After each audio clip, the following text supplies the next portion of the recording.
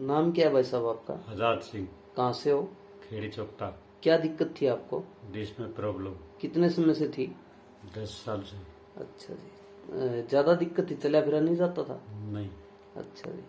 फिर आपने कहाँ दिखाया जी? अग्रवाल मेडिकल। कौन से डॉक्टर को जी? यीशु को। अच्छा जी। फिर इन्होंने ऑपरेशन किया जी? ऑपरेशन करे। कितना समय हो गया जी ऑपरेशन किए को? 4 महीने। 4 महीने हो गए जी। ऑपरेशन के बाद कैसे हो? ठीक है जी। अब दर्द नहीं है? नहीं। चल फिर ठीक लेते हो? चल फिर ठीक है। डॉक्टर साहब का स्वभाव कैसा है भाई साहब? सही है जी। ठीक है जी।